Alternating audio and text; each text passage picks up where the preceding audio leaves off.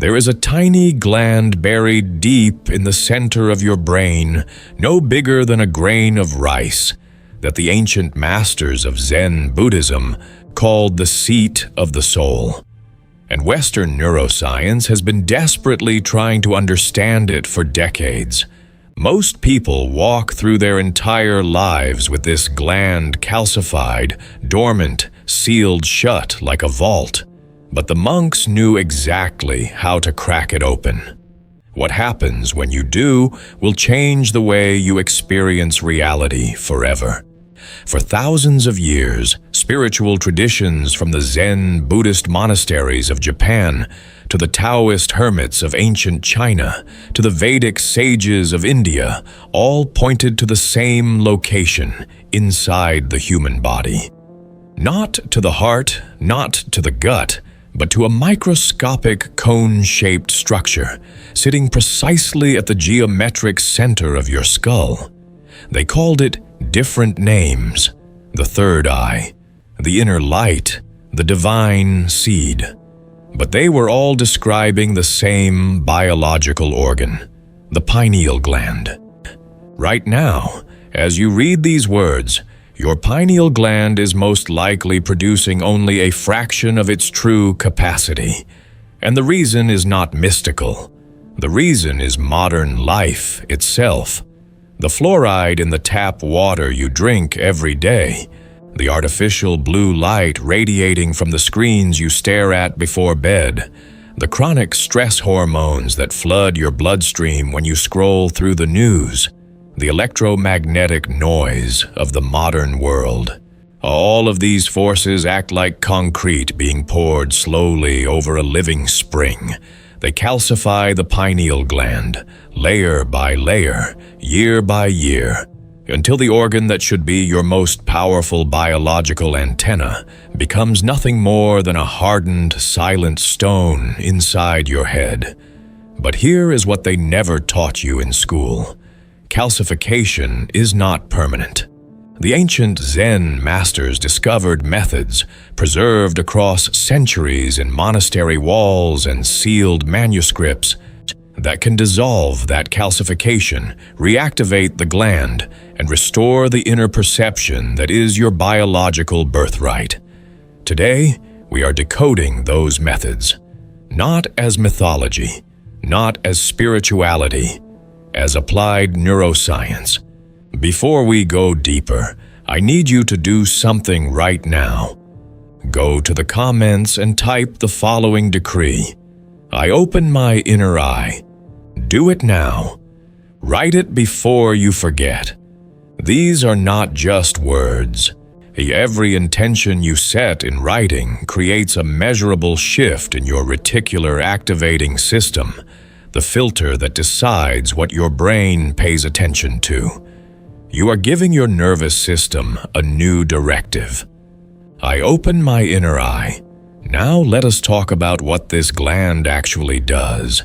Your pineal gland produces melatonin, which you already know, but that is just the surface function. What mainstream science is now beginning to confirm is that the pineal gland also synthesizes a molecule called dimethyltryptamine. This compound has been found in the cerebrospinal fluid of mammals and is directly linked to the profound visual and consciousness-expanding experiences reported during deep meditation, near-death experiences, and the hypnagogic states between sleeping and waking. The monks did not need a laboratory to discover this. They had something far more sophisticated. Now 5,000 years of uninterrupted practice and ruthless self-observation. In Zen Buddhism, the path to awakening is not a path of belief. It is a path of direct experience. You do not think your way to enlightenment. You feel your way there. The pineal gland is the biological bridge between thinking and feeling, between the outer world of noise and the inner world of pure awareness. So, let us talk about how you build that bridge. The first thing you must understand is that the pineal gland is exquisitely sensitive to light. Not just the light that enters through your eyes, but subtle electromagnetic frequencies that the body can detect through a process called magnetoreception. Crystals of a biological compound called biogenic magnetite have been found inside the human pineal gland. These are the same nanocrystals that allow birds to navigate using the Earth's magnetic field. You have a biological compass built inside your skull, and when the gland functions at full capacity, it does not just track time or regulate sleep. It becomes a receiver for frequencies that the rest of your nervous system cannot access. The ancient Zen masters called this state mushin, the mind of no mind. It is not the absence of thought.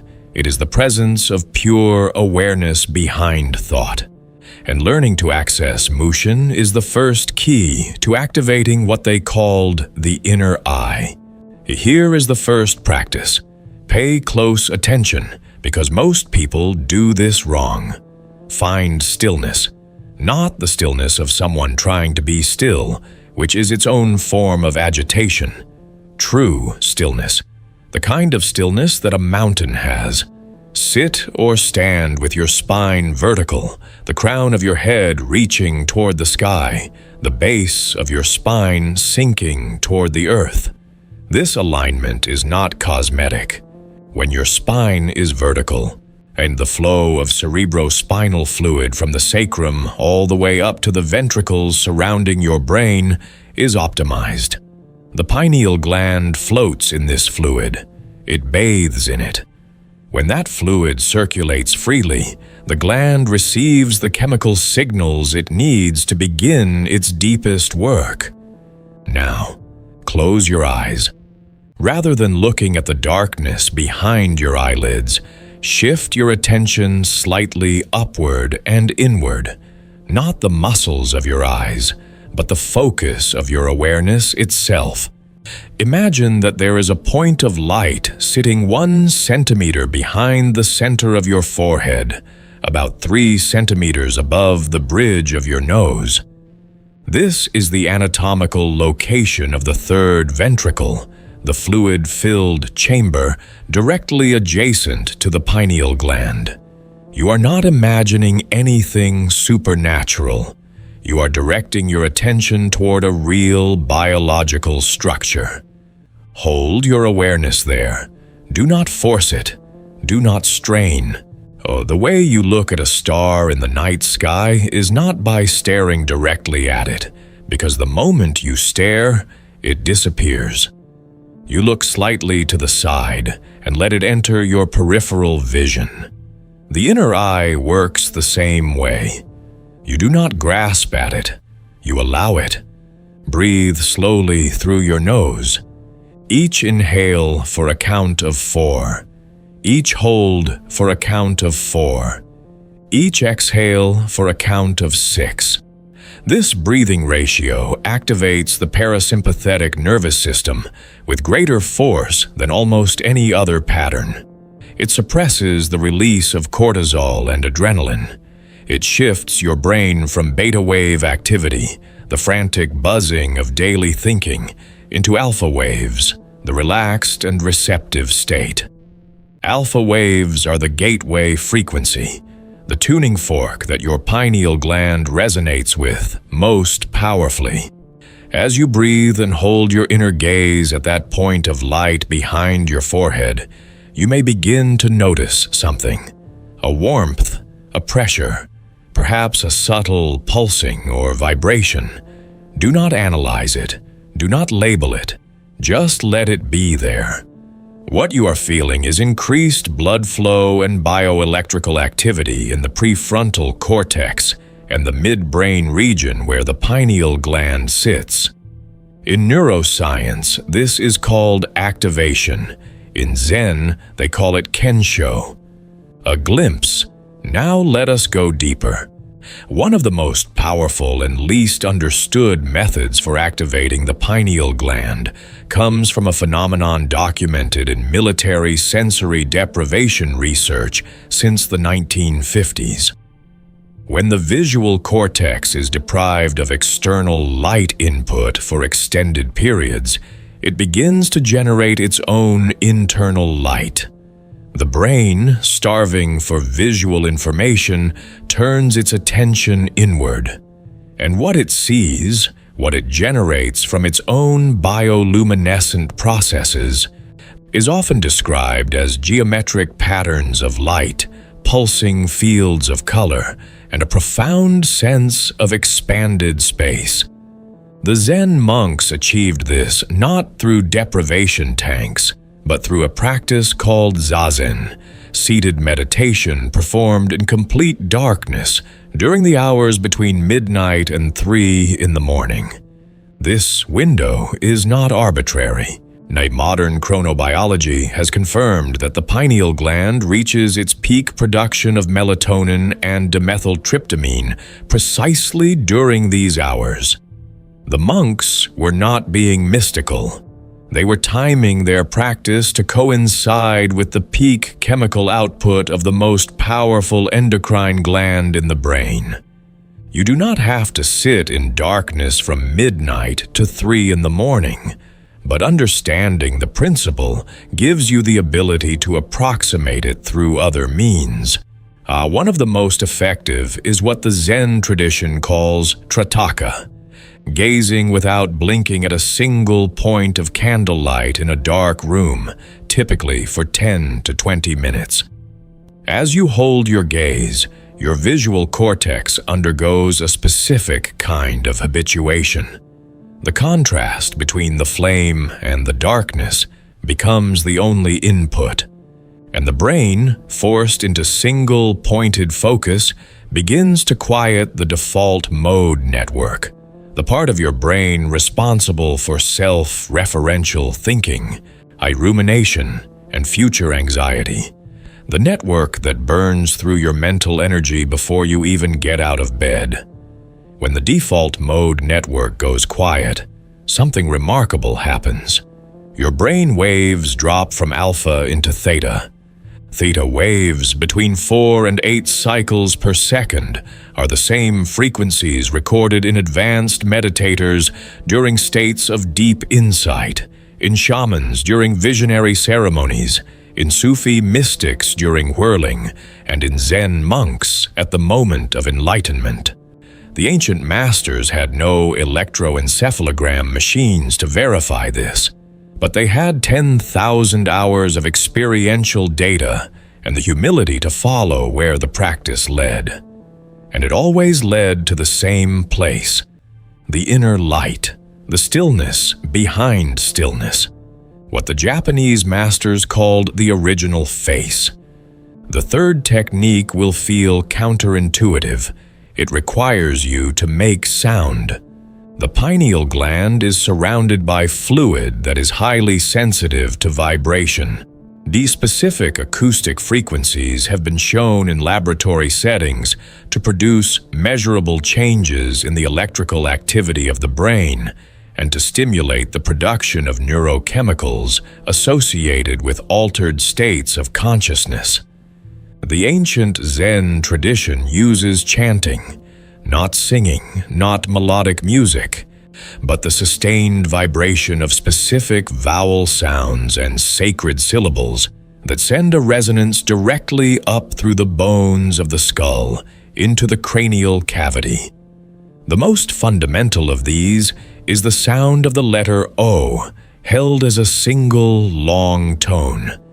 When you produce this sound with your mouth gently closed, humming it through your nose and sinuses, you create a vibration that travels through the ethmoid bone at the back of your nasal passage directly toward the sphenoid bone, which forms the base of the skull. The pituitary gland, sitting in a small cavity in the sphenoid bone called the sella turcica, is the direct neurochemical partner of the pineal gland. These two glands communicate constantly. They form what ancient Indian science called the Ajna Sahasrara axis, what modern neuroscience calls the hypothalamic pituitary axis. When you vibrate this bone through sustained humming, you send a physical oscillation to both glands simultaneously. Try this right now. You sit with your spine tall. Take a deep breath through your nose. As you exhale, close your lips and hum inward, not a sound directed out. A sound vibrated into the center of your skull. Feel your sinuses fill with it. Hold that note for as long as your exhale lasts. Breathe in again and repeat. Do this 7 times. What you will notice, if you do this with genuine focus, is that by the 5th or 6th repetition, something shifts. The ordinary verbal chatter of your thinking mind goes quiet, not because you suppressed it, but because the vibration has disrupted the electromagnetic coherence of those thought patterns. This is the same principle behind transcranial magnetic stimulation therapy, the clinical technique of using magnetic pulses to disrupt and repattern brain activity. But here you are using your own voice as the instrument. This is what the Zen masters meant when they said the universe speaks through you. The voice is a biological tool with the ability to physically reshape the chemistry of your own brain. Now, let us bring everything together. Activation without integration is like pouring water into a cracked vessel. The water flows in and immediately escapes. The Zen tradition places enormous emphasis on what happens after the peak moment of insight. They call it coming back from the mountain. The transformation does not happen during the meditation. It happens in the return. When you bring the awareness cultivated in stillness back into the texture of daily life, the way you drink your morning tea, the way you walk from one room to the next, the way you listen when someone speaks to you. This is the practice of interbeing, the recognition that the boundary between you and everything else is far more permeable than you have been conditioned to believe. When the pineal gland is functioning at full capacity, this recognition is not a belief. It is a direct, visceral, continuous perception. Your biology is capable of this. It was designed for this. And what modern neuroscience is now discovering across the fields of neuroplasticity, chronobiology, and acoustic brain entrainment is confirming what those masters knew empirically thousands of years ago. You are not a machine. You are not just a collection of chemical reactions stumbling toward decline. You are a receiver, and the signal this ancient gland was designed to pick up has been broadcasting continuously through every moment of your life, waiting for you to tune in. The calcification can be dissolved, the frequency can be restored, the inner eye can open. But it requires something our era of instant results has almost extinguished. It requires patience, the willingness to sit in stillness when every algorithm on every screen is screaming for your attention, to choose the silence over the noise, again and again, until the silence becomes the ground from which everything else arises. This is not a weekend workshop. This is a practice for a lifetime. The Zen masters did not apologize for this. They said the path itself is the destination. You have already taken the first step. By choosing to be here, by letting these ideas land, by writing your decree in the comments. That act of intention is already a signal sent to your nervous system that something is changing. Your inner eye is not closed forever. It is simply waiting for you to remember how to look. The ancient monks never handed down these teachings to those who simply asked. They handed them down to those who kept showing up. Practice once and you will feel a change. Practice daily and you will become the change. The stillness you touch today is not a destination you visited and left behind. It is alive inside you right now and waiting beneath every thought like the ocean beneath the surface waves. Return to it. Return again tomorrow. The gland awakens in layers. Rust does not dissolve in a single breath, but breath by breath, session by session, the light inside you remembers itself. Your decree stands. You opened your inner eye today. If something shifted in you during this video, even a flicker, that is the signal. That is the gland waking up. Hit the like button right now and share this with someone who is ready to stop sleepwalking. Subscribe to Pure Zen Space and ring the notification bell, because what comes next in this series goes even deeper into the forgotten science of inner awakening.